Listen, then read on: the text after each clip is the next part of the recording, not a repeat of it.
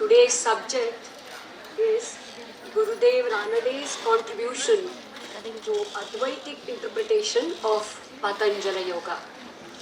Now, yoga ಎಲ್ಲರಿಗೂ ಯೋಗದ ಹೆಸರನ್ನು ಈಗ ಕೇಳಿದವರು ಎಲ್ಲರೂ ಗೊತ್ತಿದೆ. ಯೋಗ ಅಂದರೆ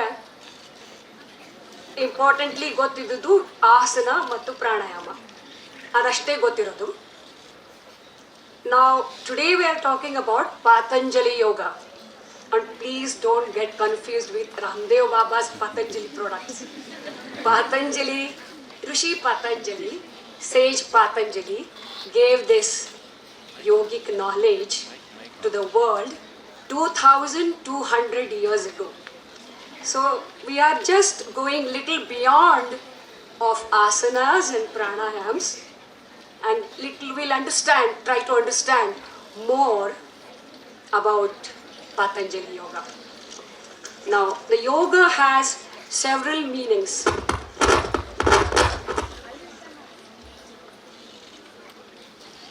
Yoga has several meanings. It is a path, means, endeavor, goal, and human spiritual of evolution.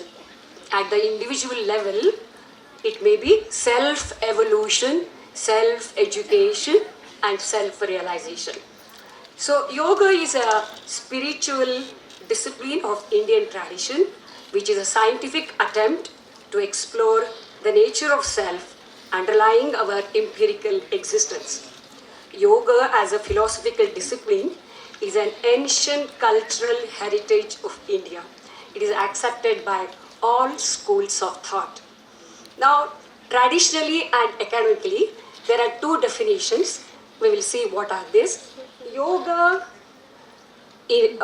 Vyasa's Yoga Bhashya defines word yoga as yoga samadhi. So means yoga is samadhi. And Rishi Patanjali defines yoga as yoga chitta vritti nirodha, arresting of mental modifications, stopping the mental waves. Whatever is going on in the mind, you have to stop it. And according to Vedanta, yoga is a union. So it's a union of body, mind and spirit with spiritual discipline. Now, yoga operates through various sciences. Now, in the physical zone, it is personal hygiene, sanitation, dietetics, preventive medicine, anatomy, physiology, neurology, etc. So now we are too much in the physical world, so we are concerned with this more. And in the mental zone, psychotherapy, psychosomatic approach, psychology, it is also very important for us in the modern world. And in the spiritual zone, moral philosophy, intuition, revelation, etc. Thus, it covers all aspects of human life that lead to physical well-being, mental harmony, and spiritual consciousness. It is an exact science whose practices are based on laws of nature. But the final aim of yoga is realization of self.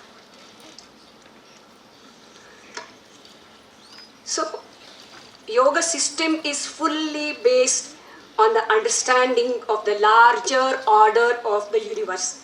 So, without being termed as a religion, it has all the characteristics of bringing about harmony and peace and seeks spiritual consciousness, which is universal. Okay, let us go back. All yogas, different kinds of yogas, bhakti yoga, karma yoga, dhyana yoga, jnana yoga, ivella yogagalu. So all these yogas, they got synthesized for the first time in Bhagavad Gita. And Bhagavad Gita united all diverse paths to suit the ideologies and needs of human beings and accepted yoga as a way of life. Now, Sage Patanjali, he attempted to present a firm and integral image of the total yoga content. What he did was he collected all the material available before his time of the yogic material available, and then he just systematized it. He codified and systematized it. He did not do anything new. Whatever was available, he just systematized into less than 200 sutras. Sutra is very short shloka sutras. Universe evolved. Now, one is dualistic, which is based on Sankhya metaphysics. The other one is non-dualistic, which is based on Vedanta metaphysics. Now, what is Sankhya metaphysics? Sankhya system proposes that the whole universe can be explained in terms of only two fundamental principles. One is Purusha, individual soul. One other is Prakriti, it is nature. The external world is evolved from Prakriti in the presence of Purusha.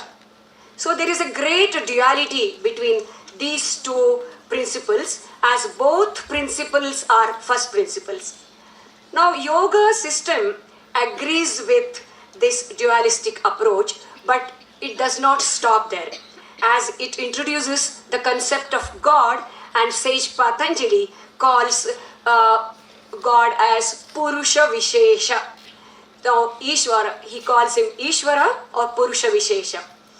Now, in the Vedanta system, that is Prasthanatraya, Upanishads, Bhagavad Gita, and Brahma Sutras, they present a non-dualistic approach in which there is a higher concept of single reality called universal spirit, which is placed above Purusha and Prakriti. Brahman assumes the Saguna form with attributes for helping the aspirants. God is creator, preserver, and dissolver. The whole universe is nothing but God. Ishvara is within Prakriti but not touched by it. Ishvara is Sat, Chit, Ananda. So thus yoga with the concept of God in it is a stepping stone to the theistic Vedanta. Now, Patanjali's main objectives of this system is actual realization of the self in one's own experience, and it is not merely interested in theoretical speculation and discussion. So it is known as applied philosophy or experiential science. Okay, now sage Patanjali gives complete practical guidance for the first-hand experience of the immediate knowledge of the self. This immediate self, this knowledge is also, or experience is intuitive experience. It is intuition. Intuition comes from outside. Intuition comes from within. It's said like that. Now, through yogic powers, this intuition can be aroused and the mental apparatus can be transcended. Now, this intuitive experience is unitary. It is a unitary experience. So, unitary experience is the discoverer and the discovery. There is no difference. So, they become one. So, that unitary experience is experienced by all the saints and mystics throughout the world. Now, Santa Tukaram says in one of his abhangas, Anuraniya thokada, tuka akasha evada. Anuraniya thokada, tuka akasha evada. Means I am smaller than small, yet I feel the sky and space. I am as vast as sky because my soul transcends this physical body. Transcending my physical body, I got rid of my corpse. After all, physical world is only illusion. I discarded triology of the view and viewing of this physical world and became illuminated with the true knowledge. Now my existence is only for others. This is very important. This is the experience of saints and mystics. I am only for others. So, And this is exactly in tune with the experiences. Now, what is the test of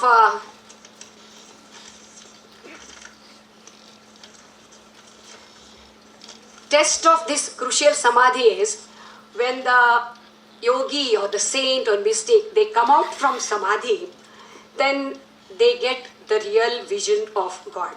In that ecstatic realization, all thoughts cease. All thoughts cease means chitta vritti nirodha. He or she become perfectly silent. No power of speech is left by which to express Brahman.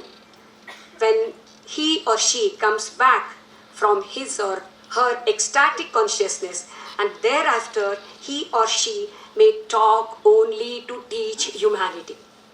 Okay, this is what exactly Patanjali says in his Dharma Megha Samadhi, one of his highest Asampradhyata Samadhi. He explains all this.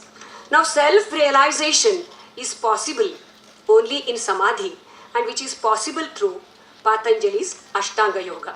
Saints and mystics from any part of the world unanimously say that the dualism between the devotee and the God culminates in union and realization of unity of existence.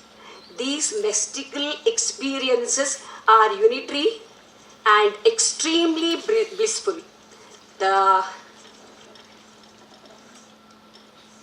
So the devotee realizes pure consciousness, which is also pure bliss, Sat Chit Ananda, whereas the highest worldly pleasures, including the states of sattva, are considered as suffering. So now here Gurudev Ranade says about this experience of mystics. He says, Gurudev Ranade, a great philosopher, saint, mystic, said, mysticism is a method. The mystical experience is a vision that macrocosm is fully present in the microcosm. Microcosm fully reveals the presence and power of God. A mystic sees God everywhere and nothing but God. He sees God in all beings. Gurudev Ranade used to say, I prefer to be a dissatisfied mystic than an intellectually dissatisfied Socrates. He says in his book, Mysticism in Maharashtra, mysticism denotes that attitude of mind which involves direct, first-hand, intuitive apprehension of God, the highest attitude of which man is capable, a restful and loving contemplation of God. He further states that mysticism implies silent enjoyment of God. It is in this sense that mystical experience is often being regarded as ineffable, anirvachaniya, which is closely related, closely linked with its intuitional character. It is thus that mystics of all ages and countries for an eternal divine society. So there is no difference between any region of the world. All the saints, they form a divine society. There are no racial, communal, national prejudices among them. Time and space have nothing to do with eternal and infinite character of their mystical experience. This is what Gurudev Ranade says. And Patanjali develops such a method to develop a mystical experience. So Patanjali gives a method of developing such a mystical experience leading to asampradhyata samadhi. So he gives different steps and different techniques. He gives so many techniques for all kinds of students in this world, all kinds of world. So everybody can start yoga at any time of their age. Perseverance, that is abhyasa, that is continuation of spiritual practice. Second is disinterestedness, vairagya, cultivation of detachment. The third one is surrender or Ishvara Pranidhana, that is devotion to highest reality. This is the method adopted by all saints and mystics, Ishvara Pranidhana. Okay, so, and this leads to the highest samadhi.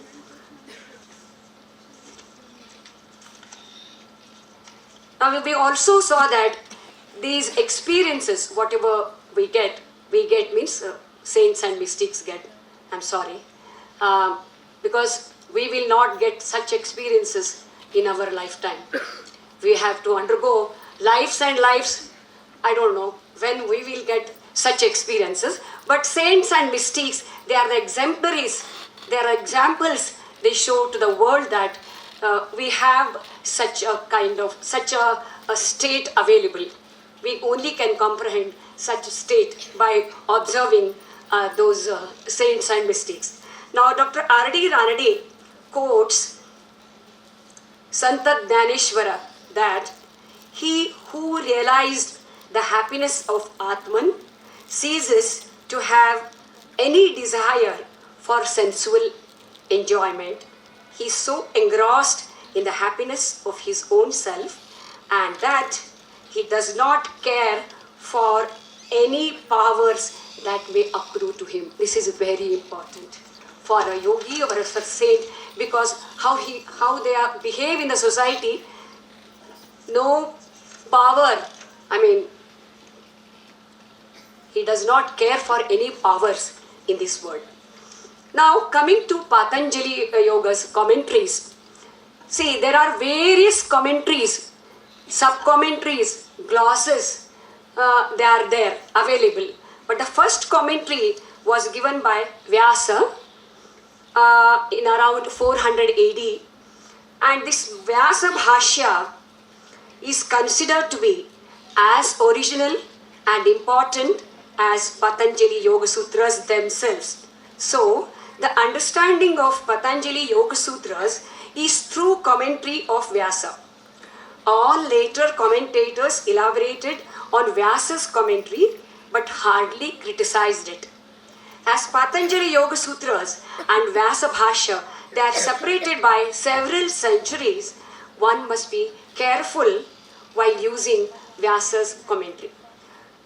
Because they are, Patanjali Yoga has been interpreted by chief commentators for 1500 years dualistically, presuming that the Sankhya form the metaphysic for that. Sankhya form metaphysic for that. But Sankhya might form the basis only for speculative part of the yoga philosophical system, but not for experiential facts which occupy the greater part of Patanjali Yoga. Experience is the core of Patanjali Yoga. Without experience or anubhava, there is no use of yoga. Okay, this now there are some sutras in Patanjali Yoga. They are so, see, Patanjali Yoga Sutra is very, very economy of the words. So short sutras, maximum, even 2-word sutra is there, which we are going to see. So in that economy of the words, the meaning is so much in that, so you can extract commentaries over commentaries, because everybody's understanding of one sutra may be different. So now what happens is, it is when dualistically interpreted, but the experience is unitary experience and experience of the bliss. Then can we say that it is dualistic interpretation? No. So we have to see how the interpretation can be, right interpretation can be done. So we have to be careful while interpreting or using the commentaries available. Now we will see how the non-dualistic we'll take only 2 sutras and explain shortly to explain the non-dualistic interpretation. Now sage Patanjali in the first chapter is Samadhi Pada, because Samadhi is the goal, so he starts with Samadhi first and then he gives the second chapter Sadhana Pada, how to achieve that. So in the Samadhi Pada, the third sutra, he says Tada Drushtuhu Swarupe Avasthanam. There are 4 words in it. Tada, it is such a meaning, is such a vast. Tada Drushtuhu Swarupe Avasthanam.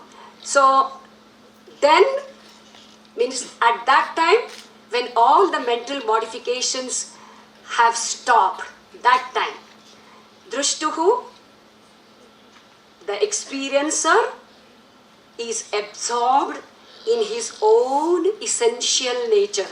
What about own essential nature? It is Ishvara.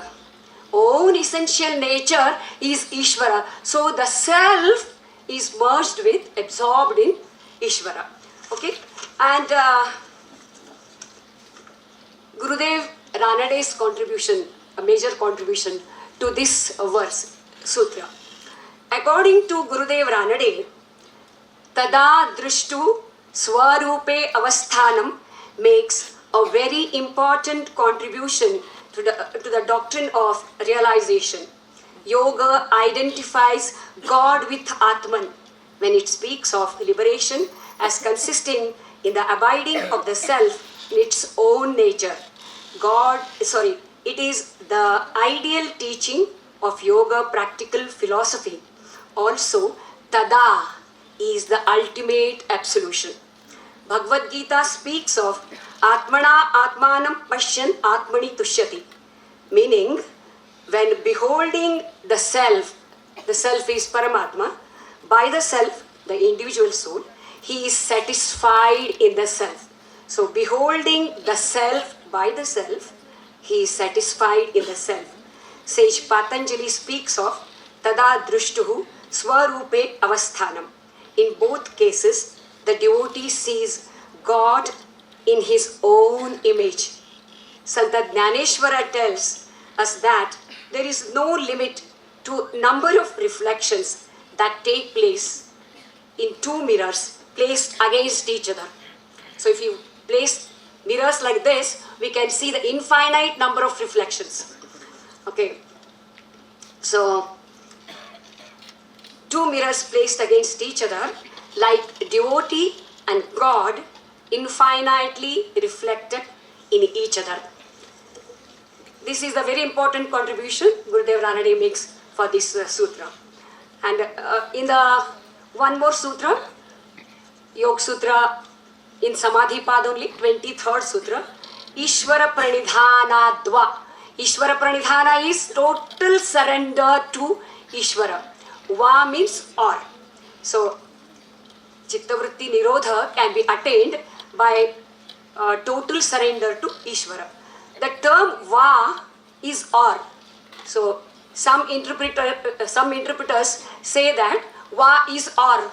You can depend on Ishvara or you cannot. But some spiritual seekers as well as academic philosophers, you can say. They are academic philosophers as well as spiritual seekers, practitioners. For example, Gulabrao Maharaj, he says Va is definitely, you have to depend on Ishvara only. You have to surrender to Ishvara. Then only it happens. And Gurudev Ranade's very significant comment on this sutra, Ishvara Pranidhana Dva, he says the sutra should have been Ishvara Pranidhanad Eva. Means realization is possible only through meditation on the Godhead. And when we are meditating on the Godhead, it is a God realization. But yoga is a self-realization. So, self-realization is God realization, or for saints and mystics, God realization comes first. Once they have realized God, do they not realize self? So, God realization itself is self-realization, or self-realization is God realization. God is our true self. God is our true self. Now, in this, after liberation, the life goes on. There are no sense cravings, motivations, desires. Nothing is left. All actions, what a person, the liberated Vyakti do is only, he exists for others. And such life is always divine. Our true self is God Himself. Rather, God Himself is our true self. Now, non-dualism, why we promote that? Non-dualism drives away the conflicting ideas of sectarianism, vibhaga, sectarianism and restriction. It is the need of the hour, we know. So we can all hope for peace and harmony in this world. The essence of yoga is God realization. Thank you so much.